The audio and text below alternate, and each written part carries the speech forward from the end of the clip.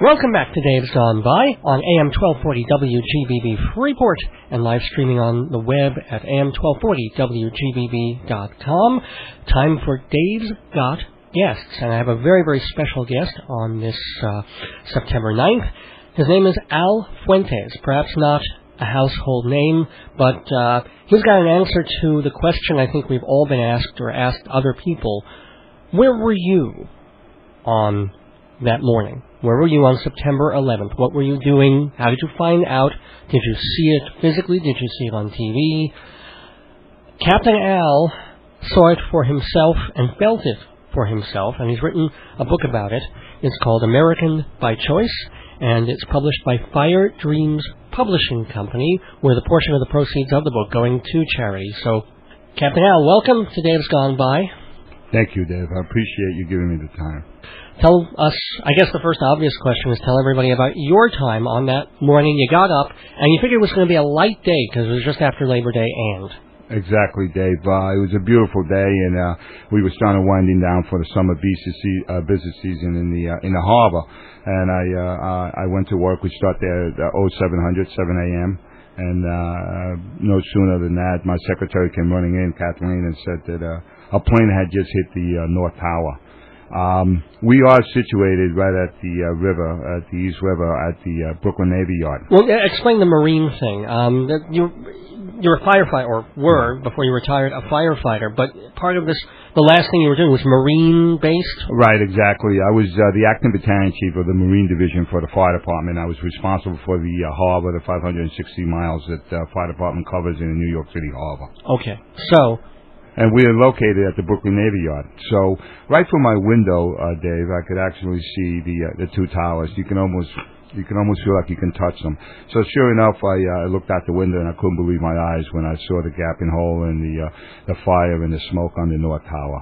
I went right into my mode and I asked the fire boats to surround Lower Manhattan, the Battery Park area, because I figured the West Side Highway and the FDR were going to be impassable. So my concept was to transport firefighters to the waterway and to remove injured civilians that way. Okay. And so you started doing that, or trying to do that, and you got into the area. I mean, you weren't on the water. I mean, people might have that impression. You got on land, unfortunately. And well, that's exactly what happened, Dave. I responded with Marine 6, and as I responded, just so you know, the second plane came right over my head, Dave, and I could hear the engines roaring, and banked its wings and crashed into the South Tower. At that time, Dave was the first time he registered, and I remember saying to one of my firefighters, we're under attack. Right. And sure enough, being the acting battalion chief, what I had to do was report to the command post. So we went into the marina on the Hudson River, and we just 3 blocks away, and I reported to Chief Gansey and Ray Downey, and we were right on West Street and Vesey, where the command post was. Mm-hmm. And so, at that point, you even said, or in the book, it isn't about putting out the fire. It's pure rescue mode, I think. Well, we knew at that time that we were, it was incomprehensible. We weren't going to put this thing out. We had to try and do the most we could to save as many civilians as we could. We wanted to evacuate the buildings. We knew that the building's infrastructure was going to be, there was going to be no water. But you also figured that the lower half, and I figured this too, this is what surprised the hell out of everybody, that they came down completely, not the top floors. Dave, you're so right. In all my years, I've been 26 years together, that's the way we operate, Dave. We go below the fire, and we operate from below the fire up to the area that we're going to operate. We figured that that was going to hold. That's where our operation base is. Never in my life would I think that 110 stories were going to collapse in 6 to 8 seconds in a cascade type of a mode. I don't know if it was a rumor, or one of the stories that was being passed down on the news was after the first plane had hit, and it didn't bring the buildings down, it just hit, like a plane would. Like a lot of people, stupid people, crash small airplanes into buildings. And there was this thing where people were leaving, and they left the building, and then said, okay, you can go back in. Did you hear anything about that? And then people went back in, and, when I responded, like I said, the second plane had hit, so the South Tower. So, no, I didn't hear anything about that. It was under my impression. I know that Chief Gansey had ordered the evacuations of both towers. After the first? after the first. Right. Whatever went on to the South Tower, I'm not sure. I did hear some situations that they were evacuating, and then they said no to come on. But to tell you the truth, because there was so much debris coming down, and there was and the jumpers, etc., they were concerned about the safety of the civilians evacuating the South Tower. Okay.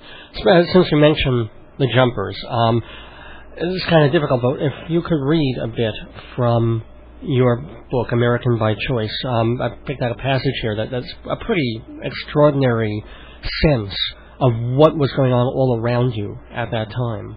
Yes, I will, Dave. I just, the civilians, God bless them, and they're constantly in our memory, and we always have to remember that they were involved in this situation. But I'll read from page 11, Dave. Please. All of a sudden, as I was standing near Ray, that's Ray Downey, I heard a piercing explosion. It sounded like a small bomb. What the hell was that, I wondered. I looked around and saw nothing, so I turned back to the men, and then I heard another dull boom, and another. I looked around just as a body fell into the concrete. Boom. People were jumping to their death. The bodies hit and exploded. Boom. Boom. It was 2 blocks away from the towers, but the sound made my heart sink. The bodies crashed onto the canopies, cars in the street. The noise was unbearable. Both the sight and sound were sickening and bone-chilling. I've been at fires where people have jumped out of windows to try to save themselves, but this jumping was different. These were the poor, innocent souls trapped on those floors above the fires who knew they had to make a horrific choice about death that day. To die by fire or by jumping. Their sounds didn't let up. This was a nightmare that I was to relive in the future. Give me a company. Let me get up there, I asked Ray again. No, we got to stay here, he was insistent. Boom. Boom. The people were jumping from all sides of the building now. I'm sure they said their prayers and asked God to forgive them for choosing to jump rather than to burn to death. I was grateful that those below the fires were starting to evacuate. As I waited for further orders, I kept looking up every few seconds to see when the next jumpers were coming. I was becoming obsessed with them. Firefighters responding to the towers had to ensure that the fallen body wouldn't strike them. A firefighter evacuating civilian could be crushed to death. I saw some people jump in groups of 3 and 4, comforting each other for whatever it meant to die by holding hands. I could tell when women jumped by the color of their dresses or when their dresses flew back over their heads in the air. The people were just floating, and then they would come to that sudden, mind-piercing impact. It seemed to take about 8 seconds for a person to fall. That was what I saw from my position. Earlier, when I was responding on a fireboat, we had seen some figures jumping, but at that time, the reality hadn't registered. Once I heard the deafening booms of the bodies exploding, it registered. God bless him. That's a reading from American by Choice by Alfredo Fuentes, who was a captain at that point at the FDNY. And the captain just crossed himself, just remembering that. And that wasn't even 6 to 7. That wasn't even the worst part of your day. It got worse for you. No, it did, Dave. But I got to tell you, in many ways it was, because that's what we wanted to do, is help them. Do you remember physically rescuing people? Yes, well, we were involved in quite a few. When the South Tower collapsed, Dave, myself and Ray Downey, we couldn't leave. It was a different experience now, anything like we never experienced before, and we did quite a bit. I operated at the Oklahoma City bombing and some other places, and we just couldn't leave, and we went in and we assisted some people that were trapped in what was left of the Marriott. Oh, man. And then what happened to you? Well, at that time, we were able to get one firefighter out, Dave, and I gave him the high sign to come out. I have to held him up because there was some more debris coming down from the North Tower. Oh, and pardon me for interrupting, but you should also explain that you've been in other fires, you were even at the first WTC bombing, but the smoke and the debris was different in this one. I mean, you describe it in the book. It had extra stuff in the air. Yeah, without a doubt, Dave. The impacts from these planes was so severe that with the jet fuel that was involved, there were cross country planes, so there was numerous thousands of gallons of jet fuel. So it was just quite severe that we had to. What we do is when the debris was coming down, there was such a damage to the buildings that we usually hold the firefighters up, and then when there's a clearance, we give them the high sign to come out, and that's what I was doing. Myself and Ray, we were working on the Marriott. And we got one guy out, and then I held him up. Some more debris came down from that tower, North Tower, and then I gave him the sign to come on out. I was on West Street. My friend Ray was maybe about 50 yards in front of me, and we're in the Marriott, and then all of a sudden I heard that noise, and the North Tower came down, and like I said before, there was no time to run. It was just kind of turtle up and get ready for the hit, and said my prayers. And all these people that you had been around trying to save, they were gone. They were assumedly dead. But you weren't. Yeah. I was found an hour later, given the transmissions. My friends and those civilians went to a better place. Once they did recover me, my scalp was off. I had a severe skull fracture. My lung was collapsed. They both got burnt. I had 9 broken ribs and some other injuries. And they were able to locate me by my radio transmissions. I had a special radio that's we call it the super radio. I was commuting, talking directly to the dispatcher, and that's what they did. Yeah, in fact, the book is sort of structured like that. You go back in time to tell your story of coming from Ecuador to America, and the chapters still begin with you signaling frantically, I'm on West Street, I'm on the West Side Highway, Captain 4, or I don't know the jargon, but... Yeah, that's exactly, Dave.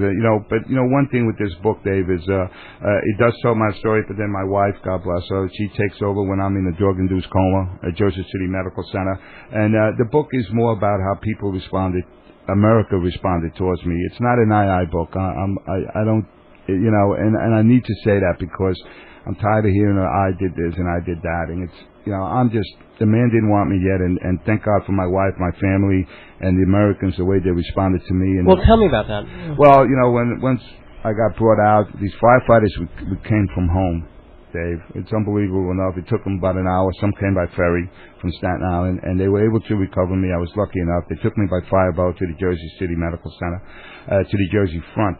At that time, I went into respiratory arrest. They gave me the arrest rights. They intubated me. And they took me to Jersey City Medical Center, and that's when they did a tracheotomy and put me in a drug-induced coma. To speed up the situation, I was released. I went to another hospital, pulmonary ICU in Montefiore. And then when I was coming home, I came home a couple of weeks later, and I tell you, Dave, America responded to me. It was like unbelievable. It responded to all the firefighters. I was getting thousands of mails and letters and great wishes, and every time I got one of them, Dave, I cried. I think I had enough. I cried enough to fill the Hudson River, Dave, and I just felt stronger and healthier. Well, and a lot of the stories are in here in the book with that. Yeah, I mean, I have to say, considering the injuries that you suffered, you look great. You really look. I mean, you mentioned that your skull had been torn like in half almost, and all these. They did a pretty terrific job on you. Yeah, they did, Dave. Do you have any lingering problems or medical? Oh, I do, Dave. I have quite a few issues. I have this. I was doing vestibular physical therapy. I have a vertigo situation where it was a couple of 2 spots died where it was lacking oxygen, but that did a little memory loss, but not that bad. But I have this vertigo that's still ongoing, and then my lungs. So there's stuff going in my lungs, Dave. I'm working on that. I'm going to Sloan Kettering. We'll keep an eye on that. Okay. And you're not a firefighter anymore, but you couldn't do that afterwards. They retired you, I guess, with full honors and stuff like that. So you told me you're doing something else rather interesting now. Yeah, I've gotten to the point now where I'm 90%, and that's good enough for me. I can never complain, Dave, after I saw everything. And I've been working on my therapy, and I've been gotten to the point where I'm healthy enough to go to work. And right now, I'm consulting with Homeland Security and Oak Ridge National Laboratory in Tennessee, and we're working on this. And I feel like I'm back. You know, I'm back in the saddle, and I'm contributing, doing my part, and what I could do to make this country better and safer. Now, there are certain things that are classified information you can't mention about working in Homeland Security, but that seems like such a secret society to most Americans. All they do is put out these alerts, and we don't really know what they're actually doing. It's a bunch of guys who are experts and get together and try to do what? See how buildings can be more secure, or what? Well, you know what it is. There's so many areas with Homeland Security. In this one situation, what we're doing is just we have some experts in the chemical, biological, nuclear, and law enforcement, armed firefighting, and what we do, we assess certain cities, and we assess the capability of them to respond to a weapons of mass destruction type event. And what we do is that we see what capabilities they have, what they're lacking, what their gaps might be, and then we try to put in some technology in those gaps. And Memphis is one of the cities that has been identified as being one of our pilot program, and that's what we're doing. And you know, we learned a lot from 9/11, Dave. We made a lot of mistakes. What would be done different? Yes, okay. What were the mistakes, and what could we do differently? Aside from not being afraid of box cutters. In the book, like I said it, Dave, we were dead men walking that day, Dave. We were dead men walking. We were put in a situation, combat-like situation that we never experienced before. We need to address that. We need to address technology. There's shelf technology now, Dave, that can be used communication-wise to make this environment a little safer to the fire department. And I'll give you a perfect example, Dave. I was trapped for an hour, and I'm giving my reports, and I've listened to my reports for a while. They couldn't locate me. They didn't know where I was, okay? I was within a block area, but they had no idea.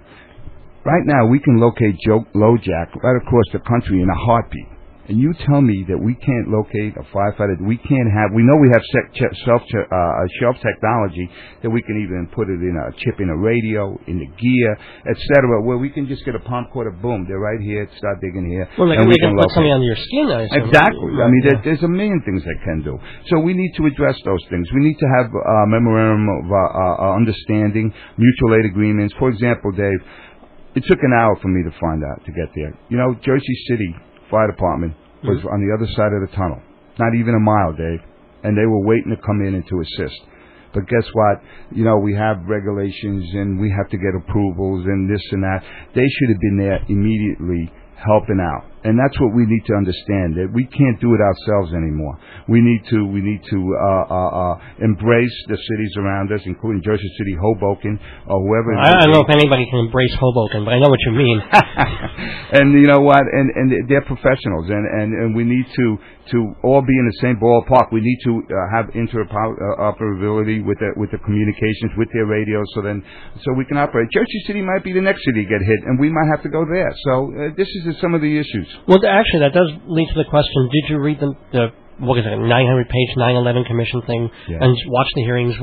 What were your thoughts on that? Whitewash, for real, somewhere in the middle? Well, I'll be honest with you, they did address some issues, but I needed to get a little more into it. I mean, there was a lot of issues, Dave. Just the one that quickly comes to mind. I mean, our emergency operations center was on 7 World Trade Center. I mean, I know and they never even addressed that. You know, that collapse. You know, should it have been there? No, it shouldn't have been there. It should have been in a separate area. When we talk about target areas, vulnerabilities, obviously the World Trade Center was a high profile area. Well, we shouldn't be a block away from that. Okay, so we've spent so much time about that horrible day.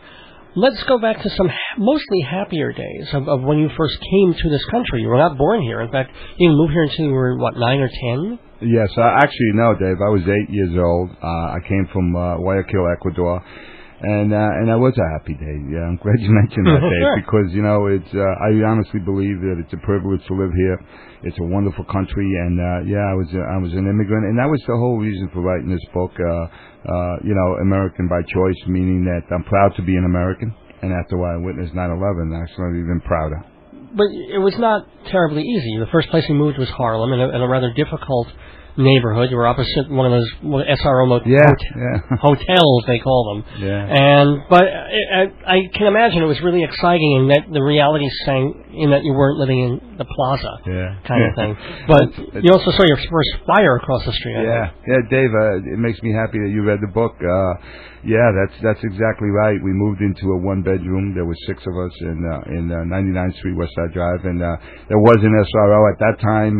The neighborhood wasn't as good as it's now, and it was more classified minority, if you will. And there was an SRO across the street, and there was a lot of action going on. And sure enough, that was the first time I did see a fire, and I saw these Harlem firefighters pull up with this aerial and smoke coming out of the second floor, and the aerial goes up, and they were removing people, and I was it looked like organized chaos, and it was I fell in love with them, and I've always had that in my mind, and sure enough, I was lucky enough to get into the FDNY. Yeah, I mean, you were a plumber, or trained to be a plumber first. Yes, I did. I was a plumber in Local 2, and I came from the great town of Woodside, and in Woodside,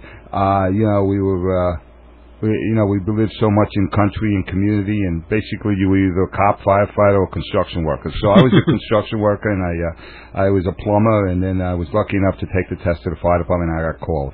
And your folks were actually there on the day when you were accepted into the department. Now, they had a pretty rough time of it. Your dad couldn't find a job for a while. I mean, it's weird, the dichotomy of the sexes back then, because your mom was killing herself in the most horrible job imaginable, and your dad wouldn't become a cook because it was demeaning. So I'm a little... that's so true, Dave. And you know what happens as immigrants, like all immigrants before me, they can only get certain menial jobs. My father was an accountant by trade, and he couldn't get that job. He couldn't speak the language, obviously. But my mother worked in a sweatshop, making handbags, and that's part of the stories in there. And the book is dedicated to them, Dave. It's dedicated to them and to all Americans. Wow. Just one more story, though, about your mom, because I found this another rather amazing, on her first day on the job in this leather factory. What happened? Yeah, Dave, she was nervous. We were getting close, Dave. My father hadn't had a job for a while, and my mother was just looking for work. So we were getting close to, my mother had said, I think we better go back. We got to survive. And so she got a job to my aunt at this sweatshop factory making leather handbags. And she was working it, but she usually used to work with the regular home type of little sewing machine. And sure enough, this was more commercial types, and these needles were the heavy type commercial needles that go through the leather, and her hand got caught, and the needle went right to her palm of the hand and just pinned her against the table. And she couldn't scream, Dave, because they would have fired her right away off the back. And she held on to her friend to come next to it and just back off the needle. And she just wrapped up the hand, and she continued working. And that day, she continued working. That same day. And so that's one of the stories, and it kind of, to me, it shows her fortitude and her, determination to work for her family. And that's, I owe them so much, that it's just incredible. Being somewhat on the left side of things, as I am, you're always suspected people who wave the flag and are like incredibly rah-rah pro-American because you think they have a conservative Republican agenda rather than just being very proud of the country and loving the people. Well, you can do that. It's all right. It's a pretty great country, and that's certainly how you feel and how you put it, and how you get it across when you talk to me, and also in your book, American by Choice, which people can get. How? They can get it at 800-247-6553, or they can visit the website is www.atlasbooks.com, or they can either write to Fire Dreams Publication, P.O. Box 98, Island Park, New York 11558, and could you give the phone number and the website out again? Yeah, it's 1-800-247-6553, Dave. 65. And if they write to you at that address. That's P.O. Box 98, Island Park, New York. And you can put Fire Dreams Publication, and it's $24.95, and I'll send you a signed copy. And I just understand that a major portion of this is going to be given to 501c3s, not-for-profit organizations, the Patriot Group, which gives back to first responders. That's what this whole book is about. It's not about me, and it's not about money. I want to thank you for coming on Dave's Gone By on this September 9th. And I just want to wish you the best in all your work, because it is pretty important work that you're doing even now. You're not pulling people out of buildings, but hopefully what you're doing will keep people from having to be pulled out of buildings in the future. That's a terrible way of putting it, but I think you know what I mean. Yeah, I do, Dave. And I tell you, Dave, I need to thank you, because, you threw me a curveball when you asked me to read a little bit on the civilians. And you know what? After I sit here and think about it, we have to remember them. And that's what this whole thing is about. It's about remembering 9/11, remembering what these people went through. And I thank you for keeping their memory alive. I really do, Dave. And it's been a pleasure. And hopefully some people get to read the book. Captain Al Fuentes, thank you for joining us. Thank you.